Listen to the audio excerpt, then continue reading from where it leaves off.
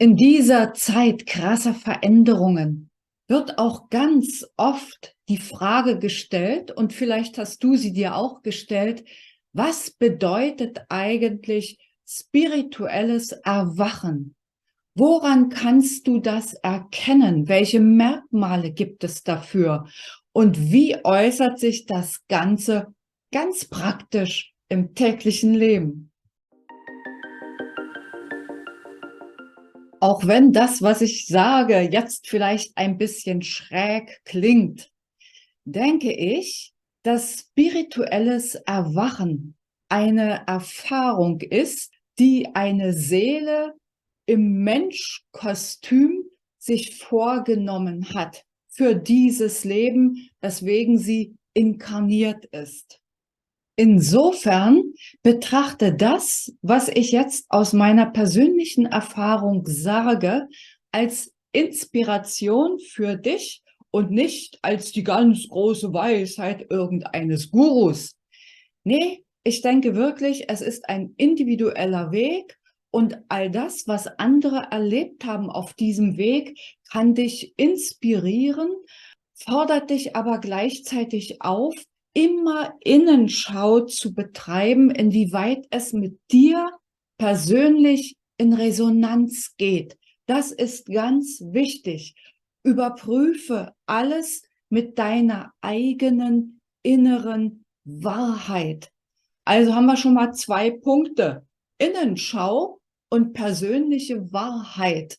Und zu diesem Thema habe ich hier auf diesem Kanal schon einiges gesagt. Ich verlinke das am Ende dieses Videos auch nochmal. Erste spirituelle Erfahrungen habe ich schon als Kind gemacht, indem ich, wenn wir in der Natur waren, und das waren wir mit meinen Eltern oft, Wesen gesehen habe. Natürlich hieß es dann: ach, da ist nichts, spinn dich aus. Okay. Die nächsten spirituellen Erfahrungen, die ich gemacht habe, stammen aus meiner Studentenzeit. Ich weiß noch, ich war total aufgeregt. Ich hatte eine Rezitation vorbereitet und das Publikum waren 250 Mitstudenten. Und plötzlich habe ich gemerkt bei der Rezitation, wie ich als Beobachter neben mir stand und Anweisungen gegeben habe, wann Pausen zu sein hatten und wann ich schneller oder lauter oder langsamer sprechen sollte. Ich wusste nicht, was passiert war. Ich habe mit niemandem darüber gesprochen, weil ich dachte, voll abgefahren, das kann nicht sein. Späterhin merkte ich, dass es Leute gab, denen ich Unterstützung geben konnte, einfach, ja, ich sag mal, durch Telepathieren. Und zwar insbesondere Leuten, die mir nahe standen. Ich selbst habe telepathisch nichts empfangen, wohl aber diese anderen.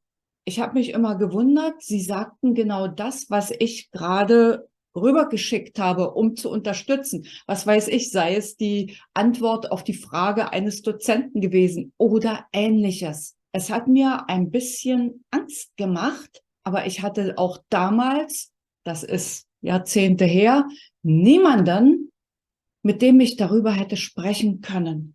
Dann gab es so Dinge, so blöder Smalltalk oder Klatsch und Tratsch über wen auch immer. Ich habe mich aus solchen Runden rausgezogen und ich war immer anders. Ich gehörte nirgendwo so richtig dazu. Ich war oft allein, obwohl genau das meine größte Angst war: abgelehnt zu werden, allein zu sein, so total anders zu sein. Also habe ich mich manchmal bis zur Unkenntlichkeit angepasst. Soweit die ersten Erfahrungen und Beispiele. Vielleicht kennst du das ja. Nach diesen wenigen Beispielen aus meiner Zeit, ich will sie mal nennen, der unbewussten Spiritualität, wo ich ganz intuitiv agiert habe und mir das überhaupt nicht erklären konnte, kam dann vor ungefähr 25 Jahren die Zeit des bewussten spirituellen Erwachens. Was sind typische Merkmale? Du gehst bewusst den Weg nach innen, betreibst Innenschau auf alle möglichen Weisen. Das kann sein, dass du entsprechende Seminare besuchst oder Coachings für dich in Anspruch nimmst.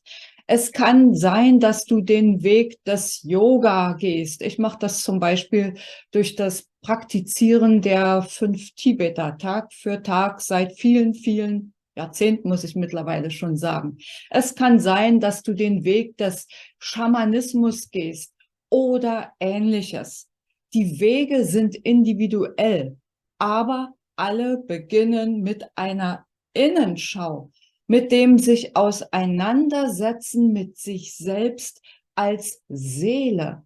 Erstmal natürlich als Mensch, solange man noch nicht erkannt hat, dass ich als Mensch im Grunde ja Seele bin, geistiges Wesen im Menschkostüm, wie ich es zu Anfang genannt habe.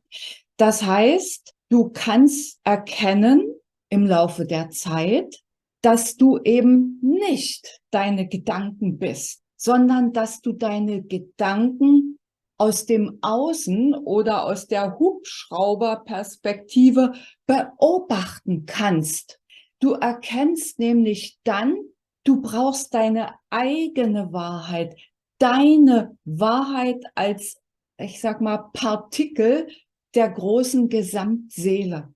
Du beginnst zum Beispiel durch Meditation, und das ist das Zweite, also Kontakt aufzunehmen mit der geistigen Welt, mit dem Universum, mit deinem höheren Selbst, mit Gott, wie auch immer du es nennen magst. Und du bekommst Antworten von dort. Und die Antworten, die kommen auf allen möglichen Wegen. Entweder du empfängst sie als Wissen, was plötzlich in dir ist, oder Synchronizitäten. Auch dazu habe ich ein Video gemacht, verlinke ich am Ende nochmal. Oder andere Zeichen. Nachdem du durch Innenschau deine eigene Wahrheit erkannt hast, fängst du dann an, und das ist dann schon aus meiner Sicht zumindest bei meinem Erkenntnis- und Entwicklungsstand die hohe Schule, an, deine Wahrheit auch zu leben und damit 100% Verantwortung für dein Leben zu übernehmen. Was bedeutet das in der Praxis? Das heißt zum Beispiel, dass du alles, was von dir erwartet wird aus dem Außen oder was dir übergeholfen werden soll aus dem Außen, hinterfragst auf den Wahrheitsgehalt für dich und dann auch in der Lage bist, ganz klar Nein zu sagen, in aller Nettigkeit und Freundlichkeit, sozusagen in Liebe und zum Wohle aller, jedoch mit Konsequenz. Das bringt natürlich mit sich, dass du unter Umständen bestimmte Bereinigungen in deinem Umfeld vornehmen wirst. Freunde, die vielleicht lange Zeit dich begleitet haben, in Liebe verabschiedest.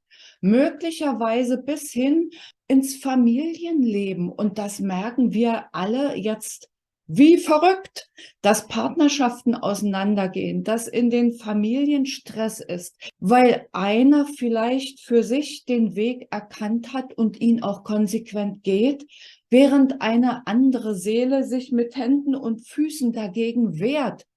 Auch das hat seine Berechtigung und darf gewürdigt werden. Toleranz, daran merkst du auch, statt Zweifel an dir selbst, dass du auf einem guten Weg des spirituellen Erwachens bist.